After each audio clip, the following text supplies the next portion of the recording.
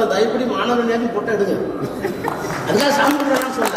அன்புதான் கடவுள் என்று சொன்னாலும், மனிதனுக்கு மனிதன் இடையே காட்டுகின்ற இறக்க உணர்விலே தான் கடவுள் இருக்கிறார் என்று சொன்னாலும், கள்ளமில்லாத உள்ளம் அதுதான் கடவுளின் இல்லம் என்று சொன்னாலும், அண்ணா சொன்னதை போல ஏழையின் சிரிப்பிலே இறைவனை காணலாம் என்று சொன்னாலும், அப்படிப்பட்ட கடவுள் மீது நமக்கு ஒன்றும் போகல. வச்சுங்க, எனக்கு வேணாம்னு சொல்ல. ஆனால் நீங்களும் பொட்டு வச்சு சங்கியும் பொட்டு வச்சு நீங்களும் கை கட்டி சங்கியும் கை கட்டினா எவன் சங்கி எவன் ஆணுக்கு. எனவேதான் சொல்றேன், சாமி கும்பிடுங்க.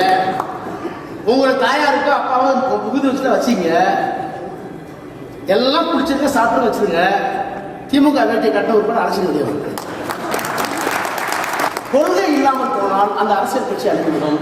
அதை நோக்கி நடந்து கொண்டிருக்கிற ஒரு கட்சி தான் அதிமுக, எடப்பாடி பழனிசாமி. கரைவேட்டி கட்டி பொட்டு வைக்க வேண்டாம் என திமுக துணை பொதுச் செயலாளர் ஆர் ராசா பேசியிருக்கக்கூடிய அந்த காட்சிகளை பார்த்துக் கொண்டிருக்கிறோம்.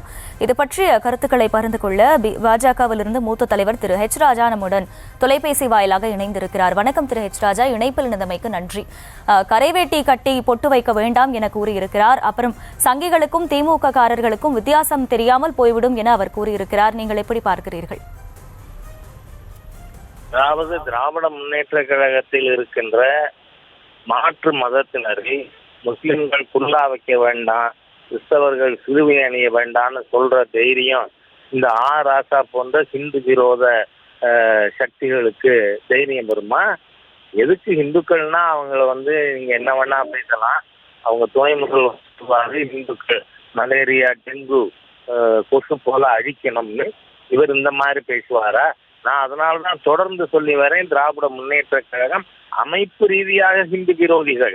அதனால்தான் ஒரு அல்லேலுயா சொல்லுகின்ற ஒரு ஹிந்து விரோதியை அறநிலைத்துறை அமைச்சராகவே வச்சிருக்காங்க, அறநிலைத்துறை அழிப்பதற்குன்னு நான் சொல்றேன். ஆகவே ஹிந்துக்கள் புரிந்து கொள்ள வேண்டும், திராவிட முன்னேற்ற கழகம் என்பது ஒரு நச்சு பாம்பு, இந்துக்களை அழிப்பதற்காக இருக்கின்ற ஒரு சக்தின்னு புரிஞ்சுக்கணும். நாம இதை 26 தேர்தலில் இந்துக்கள் சரியான பாடம் புகட்டணும்னு நான் கேட்டுக்கிறேன்.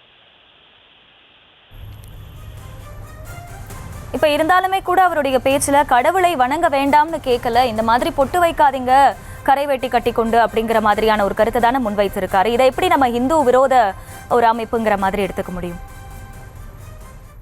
பண்ணாதீங்க பண்ணுங்க, ஆனா குல்லா போடாதீங்க, தாடி வச்சுக்காதீங்கன்னு பேசுவாரா? அதே மாதிரியா நீங்க சர்ச்சுக்கு போங்க, ஆனா சிலுவை போடாதீங்கன்னு சொல்லுவாரா? இது என்ன பசப்பு வார்த்தை? இது அப்பட்டமான ஹிந்து விரோத தீய சக்திகள் இவர்கள். ஏன்னா உதயநிதி ஸ்டாலின் முதலமைச்சரா வச்சு துணை முதல்வராக வச்சிருக்காருல நம்ம முதலமைச்சர், அவருக்கு எதிராக இந்தியா முழுக்க வழக்கு நடக்குது இல்லை? அவர் ஹிந்துக்களை டெங்கு மலேரியா கொசு போல அழிக்கணும்னு பேசினதுக்கு. ஆகவே திராவிட முன்னேற்ற கழகம் என்பது ஹிந்து விரோத நச்சு பாம்பு தான். ஆகவே அதை நாம புரிஞ்சுக்கணும். ஏன்னா நீங்க அதுல பாருங்க, அவர் ஏமாத்துறதுக்காக ஹிந்துக்களை நீங்க சாமி கும்பிடாதீங்கன்னு சொல்லல. அப்படி நான் நினைக்கிறேன், சங்கி இதை கட்ட சங்கின்னா கட்டாதவர் மங்கின்னு சொல்லிட்டு போறேன்னா அதை பத்தி எனக்கு என்ன இருக்கு? ஆனா இவங்களை நாம சரியா புரிஞ்சுக்கணும், இவர்களே நாம் புரிஞ்சுக்கணுங்கிறதுக்காக சொல்றேன். நான் இணைப்பில் இணைந்து உங்களுடைய கருத்துக்களை பகிர்ந்து கொண்டமைக்கு நன்றி திரு ஹெச் ராஜா.